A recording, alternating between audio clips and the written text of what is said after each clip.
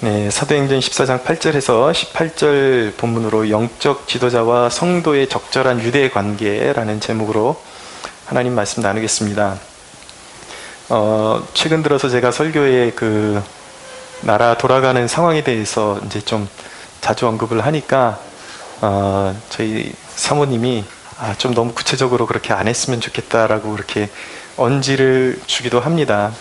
근데 제가 이 나라의 상황을 자꾸 말씀드리는 거는 그쪽이 우리 목회의 사각지대에 놓여 있었기 때문에 너무 사람들이, 저는 그의 신앙을 말씀드리는 거지 결코 정치에 관여하거나 제가 뭐 어떤 것이 옳다 그게 아니라 제가 드리는 말씀은 늘 신앙의 관점으로 말씀드리고 있다는 것을 여러분들이 이해할 필요성이 있습니다. 어느 분야든지 얘기할 거예요. 정치뿐만 아니라 필요 없는데 정치 얘기를 제가 끌어들일 이유도 없고 일부러 끌어들일 일도 없고, 앞으로 이제 설교할 일이 너무 많이 남아 있는데 그동안 우리 인생에 속한 모든 주제를 다 다룰 수 있습니다. 여러분, 우리 성도들이 시대에 역행하거나 그릇된 길로 간다면 인생의 어떤 분야도 이 단에서 하나님의 말씀을 가지고 조명할 수 있고 책망할 수가 있는 것이죠. 혹시라도 여러분들 가운데 지금은 이 목회자가, 설교자가 여러분 마음에 어떤 원하는 것과 일치된 것들을 전하고 있기 때문에 마음의 위안을 받고 있다면 여러분들 마음을 비우십시오. 저는 이 단에서 설교를 할 때에 여러분들의 비위를 맞추기 위해서 설교를 하는 것도 아니고 여러분들의 관심사를 충족시키기 위해서 제가 설교를 하고 있는 것도 아니라는 것을 여러분들이 깨달으셔야만 하는 것입니다. 오늘 말씀에 보면 이제 루스드라는 곳에서 이제 바울과 바나바가 사역을 하게 됩니다. 지난주에 살펴본 것처럼 이고니온이라는 그 도시에서 이제 핍박을 받아가지고 피난 온 곳이 이곳입니다. 인간의 눈에 보기에는 마치 실패한 것 같죠. 그러나 여러분, 하나님의 일에는 결코 실패가 없습니다. 실패처럼 보이는 것, 쫓겨난 것처럼 보이지만 거기에는 하나님의 섭리가 도사리고 있는 것입니다. 믿는 자에게 실패라는 것은 자기의 그 마음 안에서, 판단 착오 안에서만 가능한 거예요. 내가 끝났구나. 자기가 그 상황을 그렇게 재단을 하고 패배감과 절망감에 젖어 있기 때문에, 그렇기 때문에 절망으로 가는 것이지, 믿음의 눈을 뜨고 보면 아무리 우리 인생 가운데 실패처럼 보이는 그 상황 가운데도 그리스도인에게는 결코 실패가 없다라는 것을 깨달아야만 하는 것입니다. 영국의 존 버년이라는 분이 있었는데, 이분이 찰스 2세 시절에 당시에 국교도가 아닌 비국교도들에게 심한 박해가 일어났습니다. 그러니까 당시에 이제 성공회를 국교도라고 하고요. 이제 성공회 밖에, 그러니까 성공회가 아직 카톨릭의 그런 그 잔재들을 너무 많이 벗어버리지 못해가지고 더 과감하게 개혁하고 나간 그런 부류들이 있었습니다. 이 사람들을 이제 비국교도다. 어떻게 보면 우리는 이제 그 비국교도들의 후예라고 볼 수가 있겠죠. 저항하고. 근데 이제 이 존 버년이 비국교도에 속해 있었기 때문에 이제 찰스 2세의 그런 정권 아래서 핍박을 받아가지고 옥살이를 12년을 하죠.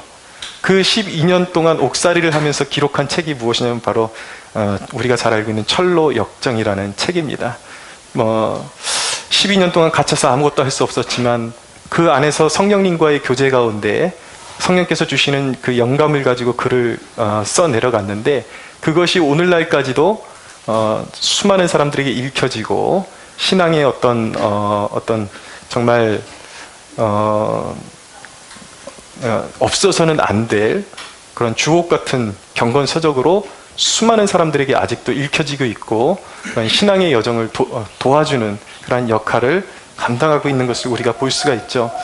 여러분, 이렇듯이 우리가 어느 상황에 있든지 그것이 지륵같이 어둡고 감옥같이 좁은 곳이라 할지라도 그곳 가운데서 하나님의 뜻을 구하면 그곳이 바로 사명지가 됨을 믿으시기 바랍니다. 이 루스드라에 나면서부터 걷지 못했던 안진뱅이가 한 사람 있었습니다. 근데 바울이 전하는 그 말씀을 듣고 그가 반응을 했습니다. 바울이 딱 보니까 구원 얻을 만한 믿음이 그에게 있는 것이 보여요. 그래서 바울이 큰 소리로 내 발로 일어서라, 예수님의 이름으로 내 발로 일어서라 라고 외쳤을 때에 그가 일어나게 되었습니다. 놀라운 치유의 역사가 일어났습니다. 여러분, 기독교는 신화가 아닌 것입니다.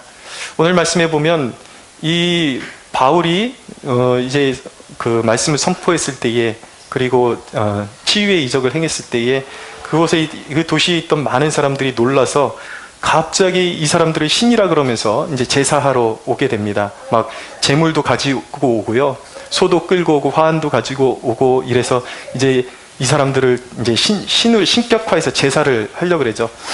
근데 그들이 그렇게 반응했던 데는 나름대로의 이유가 있습니다. 그 도시에는 어떤 신화가 있었는데 그 도시에서 최고로 숭앙받는 신이 무엇이냐면 제우스라는 신이었습니다. 다른 이름으로 주피터라고 하는 그런 신이었습니다. 그리고 그 제우스의 아들이 누구였냐면 헤르메스라는 신이었어요. 그리고 다른 이름으로 머큐리라고 합니다. 이들이 이제 인간의 모습으로, 지금 신화를 말씀드리는 거예요. 신화, 그냥 인간의 모습으로 이 도시를 방문했다가 이제 이들이 이제 듣는 바로는 먼 옛날에 이 신들이 왔는데 도움을 이제 사람들에게 묵을 곳을 구했는데 이 도시 백성들에게 이제 천대를 받고 쫓겨나게 되어서 그 도시를 홍수로 쓸어버렸다라는 그런 신화가 존재하고 있었습니다. 그래서 그들의 마음 가운데 어떤 마음이 있었냐면, 이제 신들이 정말 우리에게 기회를 주고 오면은 다시는 우리의 그런 어떤 선조들이 범했던 그런 신들을 쫓아내버리고 이런 죄를 범하지 않겠다. 그래서 마음에 어떤 이런 준비를 하고 있었던 것 같아요. 근데 갑자기 이 바나바와 바울이 행한 일을 보면서 이들은 정말 신이구나 라는 것을 깨닫게 되고, 이제 그 바나바에게 바나바가 아마 풍채가 더 좋았던 것 같아요. 풍채가 좋고 더 이렇게 외모상 더 이렇게 권위 있게 보였던 것 같습니다. 아마 그 성경의 여러모로 보면은 바울은 좀 외모는 좀 아니었던 것 같아요. 그러니까 사람들이 바나바를 제우스로 삼고 이제 바울을 말하는 자다, 그래서 이제 헤르메스다, 그래서 제사를 지내려고 했던 것이죠. 근데 여러분, 이 바울과 바나바가 바울이 행했던 이 기적, 이것은 어떻게 일어난 것입니까? 기독교가 신화라면 이런 일이 벌어질 수가 없었죠.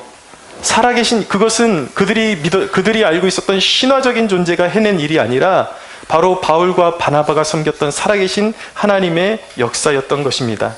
하나님은 행동하시는 분이세요. 신화에 갇혀있는 분이 아니세요. 모든 신화와 기독교의 차이가 무엇입니까? 하나님은 행동하시는 하나님이시다.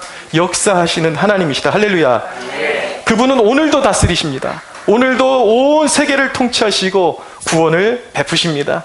그런데 여러분, 하나님께서 인류 가운데 임하셔서, 하나님의 백성들에게 임하셔서 역사하시는 그 통로가 무엇인가? 그것이 바로 말씀입니다. 하나님의 말씀. 그분은 말씀으로 임하십니다. 말씀을 우리가 믿음으로 받으면 거기에는 반드시 하나님의 능력이 나타나게 되어 있습니다. 여러분, 우리는 하나님의 말씀 앞에서 논쟁이 없어야 합니다. 물론 저는 여러 방면으로 이 시대의 거짓된 신학 이론과 신학자들과 그리고 목회자들과 거짓된 이론을 퍼뜨리는 사람들과는 피 흘리기까지 싸울 것입니다. 지금 계속해서 싸울 거예요. 이 시대에 정말 제가 할 수 있는 한 사람들이 바른 하나님의 말씀을 깨닫고 돌아올 수 있도록 저는 그렇게 거짓을 퍼뜨리는 사람들과는 피 흘리기까지 싸울 거예요. 그러나 여러분, 바로 이 자리, 이 예배에서 여러분들에게 선포되어지는 순전한 하나님의 말씀 앞에서는 우리가 논쟁이 없어야 하는 것입니다. 물론 여러분, 우리가 믿는 우리 캠퍼스 성막교회가 지향하는 신앙은 어떤 신앙인가? 우리는 하나님의 말씀을 논쟁적으로 받지 않습니다. 우리 교회는 새벽 기도가 신학적으로 맞느냐, 이게 정한수 한 잔 떠놓고 조상들이 했던 것이냐, 이게 과연 이 시대에 맞느냐, 필요하냐, 우리는 논쟁이 필요 없어요. 성경의 위대한 인물들이, 다윗과 같은 인물들이 새벽에 일어나서 하나님의 말씀을 읊조리고 하나님의 임재를 경험하는 축복을 누렸다면 우리는 새벽 기도를 우리의 영적인 자산으로 충분히 활용할 수 있어야 하는 것입니다. 할렐루야. 논쟁이 필요 없어요. 주일 성수에 대한 논쟁이 필요 없어요. 성경이 말씀한다면, 세상 사람들이 금식은 율법적이냐 아니냐 이거 갖고 논쟁할 때 우리 논쟁이 필요 없어요. 수많은 이 사도행전의 역사를 보면 무슨 역사입니까? 금식의 역사예요. 수리아의 안디옥 교회가 금식하며 하나님의 뜻을 구했을 때에 성령께서 그들에게 임하셔서 선교의 길을 보이시고 그들에게 사역의 길을 보이셨던 것입니다. 우리 교회는 논쟁하는 교회가 아니에요. 논쟁을 불식시키고 하나님의 말씀이 말씀하신다면 우리는 그 말씀대로 순종하는 교회임을 깨달으시기 바랍니다. 여러분들의 일상에 하나님의 말씀의 능력을 체험하고 있습니까? 여러분들의 마음 가운데서 스스로가 일으키는 논쟁을 불식시키고 하나님의 말씀을 하나님의 말씀으로 받으면 능력이 나타나는 것이에요. 하나님의 말씀을 받으면 담대함이 생깁니다. 병마가 떠나갑니다. 죽었던 자가 살아납니다. 저주가 떠나갑니다. 불임이었던 자가 치료받고 아이를 생산하게 되는 놀라운 역사도 일어나게 되는 것입니다. 할렐루야. 그게 하나님의 말씀의 능력이에요. 말씀과 믿음이 만날 때의 역사가 일어나는 것입니다. 말씀은 논쟁거리가 아니에요. 여러분, 구원의 믿음은 하나님이 주시는 것입니다. 그러나 신자의 믿음이라는 것이 있습니다. 말씀을 받을 때에 의심하지 말고 받으십시오. 믿는 자에게는 반드시 역사가 일어나 하나님의 상급이 있어요. 할렐루야. 여러분, 예수 안에서 이미 우리를 왜 예수 믿게 하셨습니까? 예수 안에서 이 성경에 기록되어 있는 하나님의 모든 약속의 말씀이 여러분들의 것입니다. 믿으십시오. 이왕에 믿을 거 여러분 가늠하고 헤아리고 이거 믿어도 될까? 괜찮을까? 여러분 그렇게 헤아리면서 믿지 말고 하나님의 하나님 되심을 선언하면서 믿으십시오. 하나님의 말씀답게 하나님의 말씀의 권위를 세상의 그 어떤 것과 같은 선상에 놓고 헤아리지 마시고 하나님의 말씀을 하나님의 말씀답게 믿으십시오. 거기에서 능력이 나타나는 것입니다. 11절에서 15절 볼까요? 11절에서 15절 한번 같이 읽겠습니다. 시작. 무리가 바울이 한 일을 보고 루가오니아 방언으로 소리질러 이르되 신들이 사람의 형상으로 우리 가운데 내려오셨다 하여 바나바는 제우스라 하고 바울은 그 중에 말하는 자이므로 헤르메스라 하더라. 10회 제우스 신당의 제사장이 소와 화환을 가지고 대문 앞에 와서 무리와 함께 제사하고자 하니 두 사도 바나바와 바울이 듣고 옷을 찢고 무리 가운데 뛰어들어가서 소리질러 이르되 여러분이여 어찌하여 이러한 일을 하느냐? 우리도 여러분과 같은 성정을 가진 사람이라.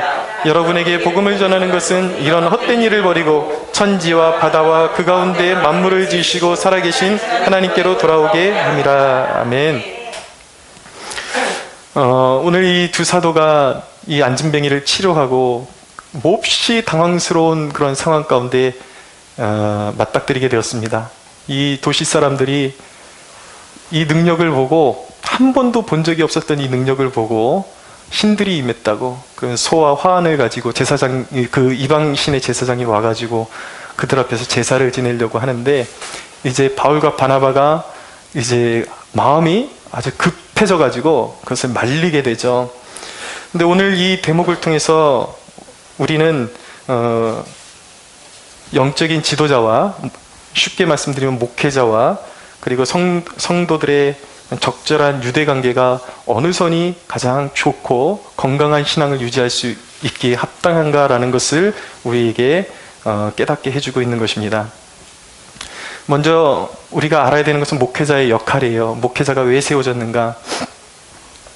우리는 오늘 말씀 15절의 바울의 그 고백에 귀를 기울여야 합니다. 우리도 여러분과 같은 성정을 가진 사람이라.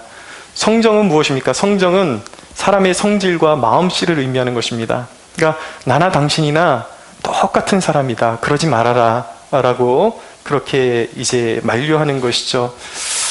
여러분, 목회자는 어떤 의미에서 보면 특별하다고도 할 수 있는데 어떤 능력면에 있어서 여러분들과 전혀 특별한 사람이 아닙니다. 특별한 사람이 아니라 똑같은 사람이에요. 단지 이 하나님의 말씀을 섬기도록 구별된 사람인 것입니다. 목회자도 고민이 있어요. 그리고 약함이 있어요.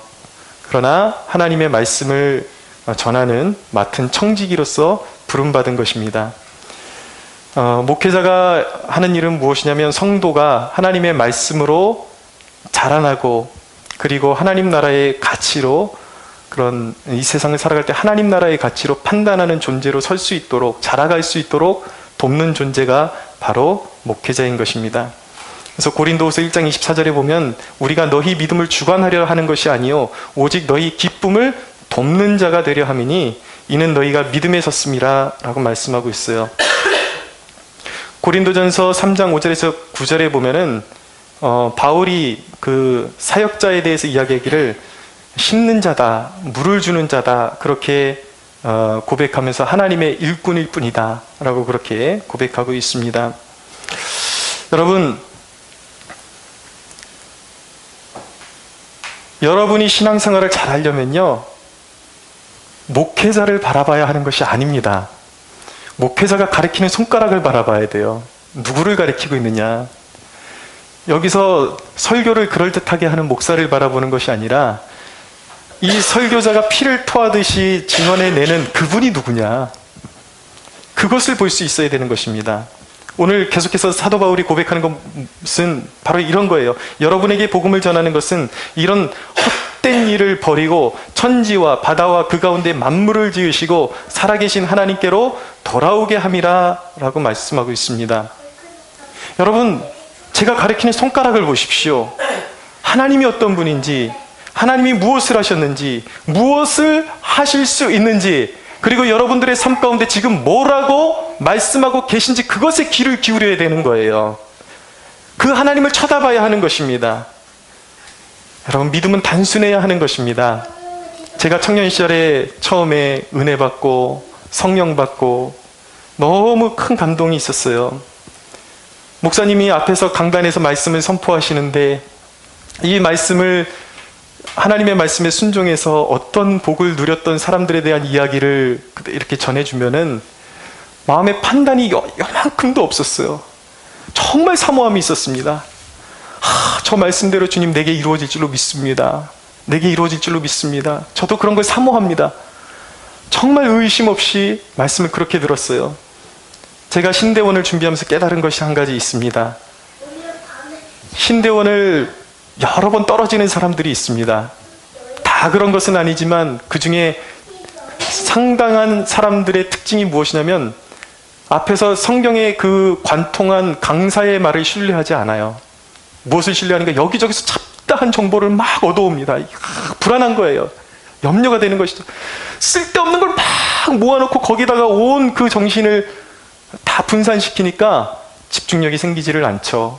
근데 저는 그랬습니다. 앞에서 정말 제 앞을 앞서가 본 이 분야에 있어서만큼은 권위가 있는 이 강사의 말을 무조건 따라가자.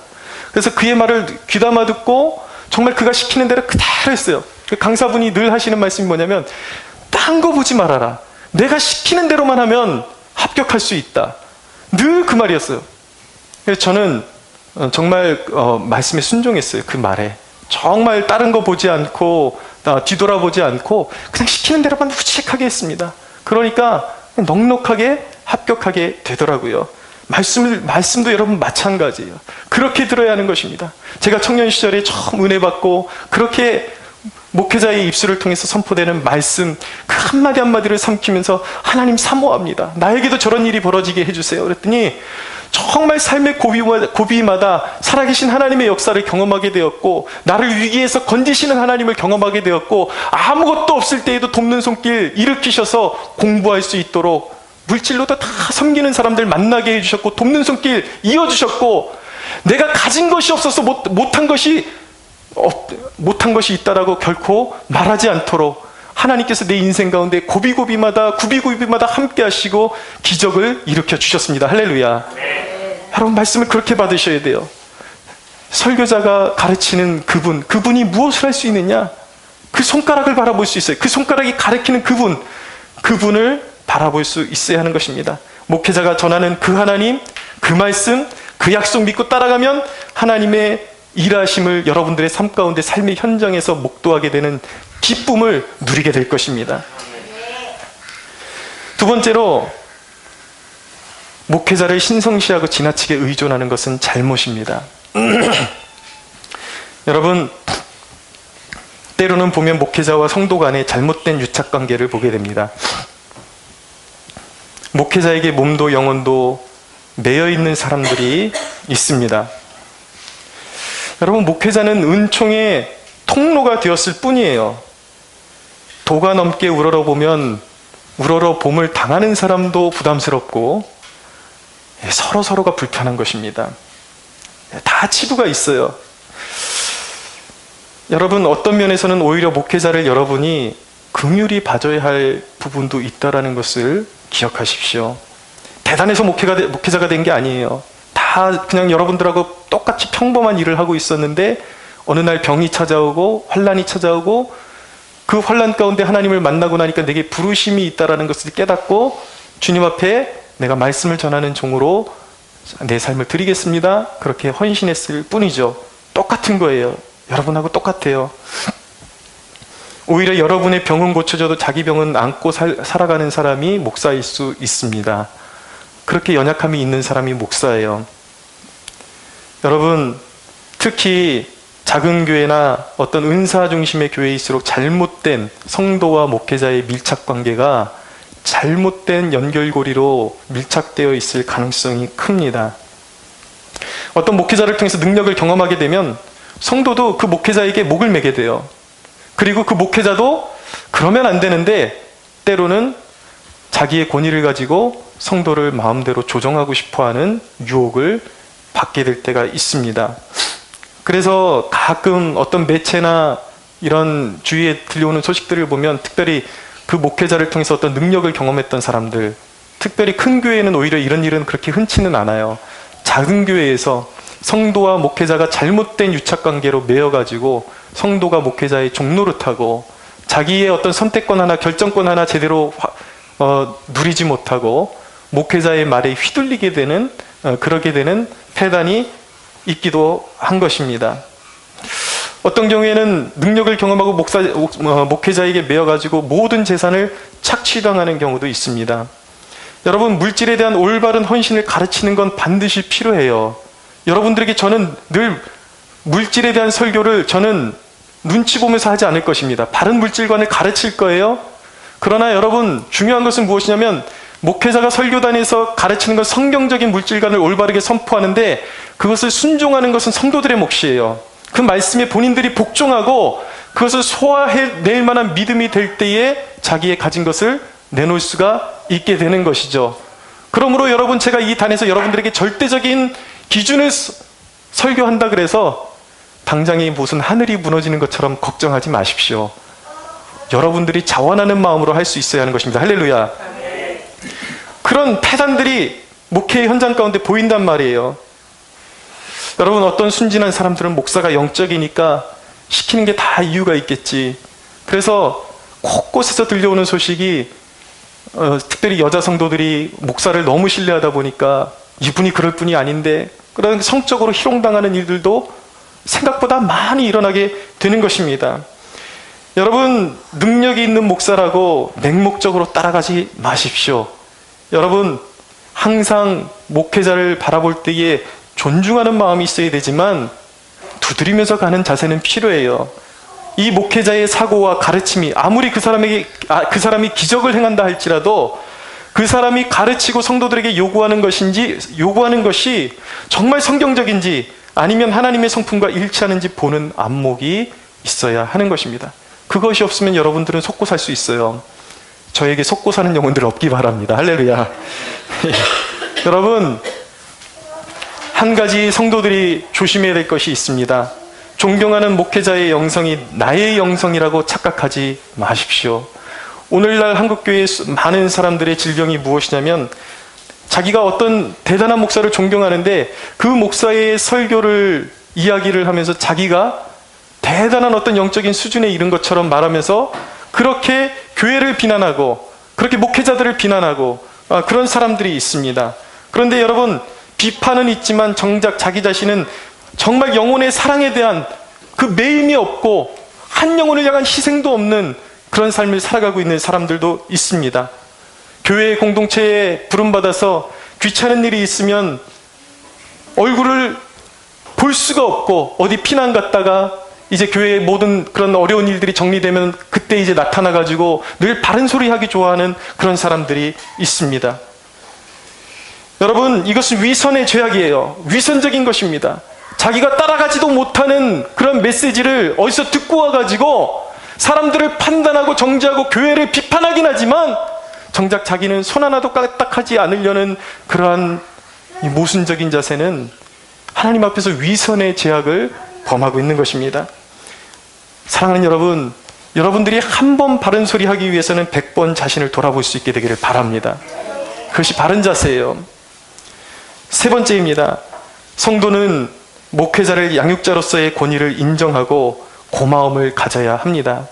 제가 두 번째 대목에서는 목회자와 성도의 잘못된 유착관계가 있을 수 있다고 말씀드렸어요.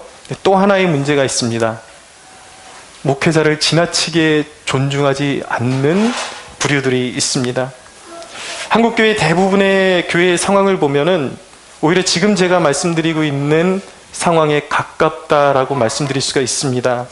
어떻게 보면 목회자들이 아이들 유치원의 교사만큼도 취급을 받지 못하는 시대, 존경받지 못하는 시대가 아닌가 그런 생각을 해보게 됩니다. 우리 아이 유아원에 보내는데 가끔 그 유아원의 선생님이 제 아내에게, 사모에게 전화가 와요. 전화를 얼마나 깍듯이 받는지 모릅니다.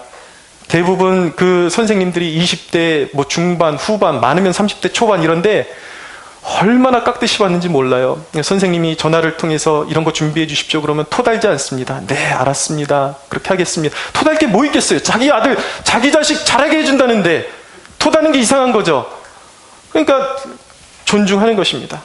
그런데 여러분, 오늘날 한국교회 많은 목회자들이 유치원 선생만큼도 취급을 받지 못하고 있습니다. 말이 통하지를 않아요. 권면이 통하지를 않아요. 한국교회 많은 목회자들이 생활의 보장을 받지 못하고 가난을 강요받고 있는 실정입니다. 수많은 교회의 장로님들이 교회의 재정을 쥐락펴락하면서, 당회를 쥐락펴락하면서 자기 자식은 다 좋은 학교 가기를 원하고 대기업 가기를 원하고 우리 자식 어디 갔다라고 자랑은 하지만 목회자의 월급에 대해서는, 사례비에 대해서는 걱정이 전혀 없습니다. 벌써 수십 년째 동결돼서 내려오고 있는 목회자들은 늘 공부해요. 뭐 먹고 살아야 되나? 솔직히 말해서 저는 그런 거 없습니다. 하나님이 정말 가난한 목회자임에도 불구하고 저는 솔직히 가난하다고 말할 수 없는 것 같아요. 왜냐하면 제 통장에는 돈이 없지만 모든 필요할 때마다 하나님이 채워주셨기 때문에 저는 가난한 목사는 아닌 것 같아요. 근데 한국교회 대부분의 목사님들은 불쌍해요. 가난을 강요받아요.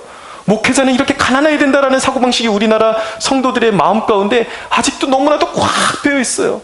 그러니까 늘 어떤 자녀들 공부시키는 문제, 오늘 이제 집안의 행사가 다가오는데 이걸 어떻게 치러내야 되나, 다 그런 걱정하면서 사는 것이 오늘날 목회자들의 그런 현실인 것입니다. 일말의 존경심도 없어요. 그런데 과연 성경은 뭐라고 말씀할까요? 갈라디아서 6장 6절에 보면은 가르침을 받는 자는 말씀을 가르치는 자와 모든 좋은 것을 함께 하라라고 명령하고 있습니다.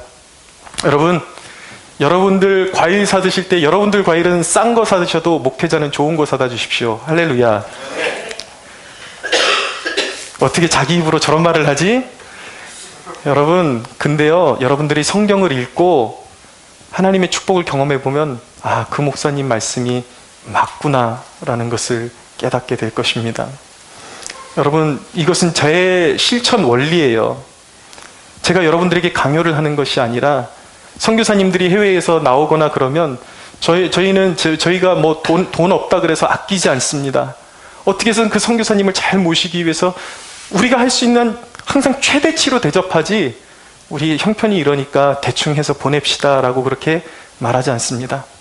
우리 교회에 가끔 설교자로 오시는 그런 목회자분들이 있으면 저는 우리 교회가 작은 교회라 그래서 그냥 입 씻어버리지 않아요. 제가 대형 교회에서 훈련을 받았는데 교육전도사와 전임전도사를 지냈는데 대형 교회에서 강사비를 줬던 거랑 제가 똑같이 드리고 있습니다. 왜냐하면 그들의 사정을 알기 때문이에요. 그리고 주의 종들에게 냉수한 그릇이라도 정성껏 대접하면 주님께서 상을 잃지 않는다고 말씀하셨습니다. 말씀을 가르치는 자에 대한 존경심과 그런 좋은 마음으로 대접하는 것들이 결코 여러분들에게 인생에 손해가 되지 않는다는 것을 꼭 기억하십시오. 여러분, 예전에 교육전도사 시절에 청년들을 지도하는데 제가 새가족부 담당이었습니다. 근데 간식 타임에 꼭 간식을 이렇게 버려놓으면은 뭐 피자나 뭐 이런 것들을 막 시켜요. 이제 예산 가지고, 부서 예산 가지고 시켜요. 그래 놓고 일단 오면은 지네들부터 다 하나씩 짚고 입에다 넣고, 목사님 안 드세요? 그래요. 그래서 나는 괜찮아, 배불러, 너희 먹어. 그냥 생각에도 없는 소리 하고, 이래서는 안 되겠다 싶어가지고 어느 날 하루 나를 잡아가지고 피자가 왔을 때 손대지 마라. 손대지 마라. 목사님이 먼저, 그때 전도사였으니까 전도사님이 먼저 기도하고 그리고 나눠 먹어라. 그리고 목회자 섬기는 거 배워라. 항상 너희들이 다 갖다 먹기 전에 목회자에게 따로 접시를 마련해서 먼저 음식을 대접하고 그리고 너희들 맛있게 나눠 먹어라. 그것이 내가 사라진 다음에도 너희가 평생 간직할 좋은 교훈이 될 것이다 라고 가르쳐 주었습니다. 제가 여러분들에게 전하는 이 말씀은 제가 대접을 받기 위한 것이 아닙니다. 물론 솔직히 그래요. 대접받으면 나빠할 목회자는 없죠. 아예 마음이 없다라 그러면 거짓말이겠죠. 그러나 저의 진정한 본심은 여러분들에게 평생에 여러분들이 복된 신앙생활을 할 수 있는 비결을 여러분들에게 가르쳐드리고 싶은 것입니다. 여러분, 디모데전서 5장 17절에 보면 말씀을 가르치는 장로들을 배나 존경하라고 말씀하고 있습니다. 이 원어적인 의미가 무엇인지 아십니까? 아까도 말씀드렸지만 한국 교회는 목회자들에게 가난을 강요해요. 근데 여기서 배나 존경하라는 것은 원어적으로 성서학자들의 공통적인 그러한 주장이 무엇이냐면 그들의 생활비를 아낌없이 주라는 그런 말씀인 것입니다. 히브리서 13장 17절에 보면 너희를 인도하는 자들에게 순종하고 복종하라. 그들은 너희 영혼을 위하여 경성하기를 자신들이 청산할 자인 것 같이 하느니라. 그들로 하여금 즐거움으로 이것을 하게 하고 근심으로 하게 하지 말라. 그렇지 않으면 너희에게 유익이 없느니라. 여러분들이 목회자에게 등을 돌리고 목회자와의 그 마음에 앙금이 쌓이고 미워하게 되면요, 결국 어떻게 되는 것입니까? 목회자가 아무리 좋은 말씀을 전해도 은혜가 되지를 않아요. 결국은 똑같은 말씀을 전하는데 누군가에게는 그것이 은혜가 되고 있는데 어떤 사람에게는 그것이 독이 되고 있는 것입니다. 여러분, 여러분들이 신앙생활하는데 목회자의 권위가 인정이 되지 않는다면 여러분들의 영혼을 생각하십시오. 여러분들이 교회에서 신앙생활하는데 정말 목회자에 대한 권위가 서지 않고 말씀을 들어도 은혜가 되지 않는다면 여러분들 결단하셔야 돼요. 여러분들이 순종하고 은혜 받을 수 있는 교회를 찾아가셔야 합니다. 그것이 맞는 거예요. 결코 목회자 때문에 여러분들의 신앙생활과 믿음을 망치는 일을 방치하지 마십시오. 저는 그렇습니다. 저는 여러분들이 이곳을 목회하면서 억지로 여기에 남아있는 거 원하지 않아요. 사람을 모으기 위해서 제가 목회하고 있지 않습니다. 어떻게 해서든 하나님이 도우시면 새로운 그런 일꾼들을 일으키고 제가 하나님께 받은 은혜 나누어주고 정말 여러분들의 신앙으로 일으켜 세워주고 새로운 믿음의 세대를 일으켜보고자 제가 목회하는 것이지, 저는 그래요. 하나님이 저에게 실패하시게 하시면 그냥 겸허하게 받아들일 거예요. 그러나 전 자신감 있어요. 뭐냐면 저희 교회가 문을 닫을 것 같으면 벌써 문 닫을 교회는 수십 번 수백 번 있었습니다. 그러나 그때마다 하나님께서 문을 닫지 못하게 하셨어요. 이 교회는 하나님의 살아계신 증거가 있는 교회예요. 그러니까 여러분, 제 걱정은 하지 마십시오. 나 떠나가면 이 교회는 어떻게 하나, 제 걱정을 하지 마시고 오히려 영혼이 망가져가는 여러분들의 마음을, 오히려 여러분들의 영혼의 상태를 걱정하십시오. 그리고 이왕에 여기서 예수 믿으시려면 목회자를 존중하십시오. 말씀을 기쁨으로 받으십시오. 할렐루야. 여러분이 바라봐야 할 대상, 여러분들은 무엇을 위해서 신앙생활하고 계십니까? 여러분들은 아직도 그 안진뱅이를 일으키는 바나바와 바울을 바라보고 있지는 않습니까? 이곳에 와서 대리만족을 하기 위한, 목회자가 알고 있는 하나님으로 말미암아 대리만족을 위한 그런 신앙에서 아직도 벗어나고 있지는 않습니까? 신앙이라는 것은 무엇입니까? 목회자가 여러분들에게 줄 수 있는 유일한 선물은 무엇입니까? 바울은 말했습니다. 나는 그리스도의 선한 중매자일 뿐이다. 여러분, 저는 중매자예요. 여러분들이 이 교회에 와서 목회자를 바라봐서는 안 돼요. 서로 때문에 시험 드는 일이 있어서는 안 돼요. 누구를 바라봐야 하는 것입니까? 살아계신 하나님을 바라봐야 하는 것입니다. 여러분, 하나님은 살아 역사하십니다. 16절에서 17절을 읽겠습니다. 16절에서 17절 같이 시작. 하나님이 지나간 세대에는 모든 민족으로 자기들의 길들을 가게 방임하셨으나 그러나 자기를 증언하지 아니하신 것이 아니니 곧 여러분에게 하늘로부터 비를 내리시며 결실기를 주시는 선한 일을 하사 음식과 기쁨으로 여러분의 마음에 만족하게 하셨느니라 하고. 여러분, 하나님은 늘 살아 역사하시며 하나님이 본래 품고 가지고 계신 계획은 모든 사람들에게 자신을 나타내셔서 자신에게 속한 생명의 풍성함을 누리게 하고 싶어 하시는 것이 하나님의 본뜻인 것입니다.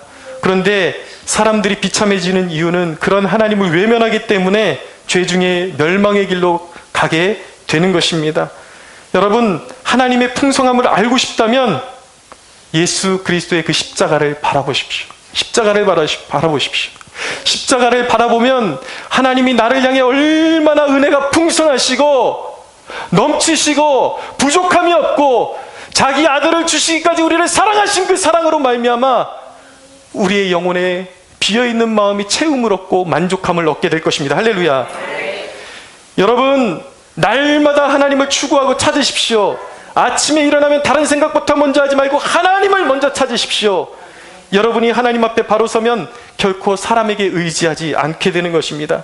사람을 사랑하게 되고 알아주지 않는다고 징징대는 사람이 아닌 베푸는 사람이 되게 되는 것입니다. 상처로 얼룩진 마음, 의심으로 가득 찬 마음, 하나님을 복종의 대상이 아닌 이해의 대상으로 여기는 마음이 있는 곳에 말씀이 떨어져도 결코 결실할 수 없는 것입니다. 여러분들의 심령 안에 하나님의 말씀이 떨어질 때 결실할 수 있는 축복이 있게 되기를 바랍니다. 사도행전적 교회의 출발은 우리의 심령이 먼저 어린아이와 같이 순수해지는 거예요. 하나님의 말씀이 떨어지면 그것이 발화하고 열매 맺을 수 있는 여러분들의 마음에 하나님의 말씀을 헤아리는 그 모둠이 사라지게 되기를 축복합니다. 그럼 여러분들의 마음 가운데 목회자를 향한 상처나 어떤 의심이나 교회에 대한 불안들 모두 성령의 능력으로 사라져버리고 불태워지는 축복이 있게 되기를 바랍니다. 우리 하나님께 영광의 박수 올려드리겠습니다.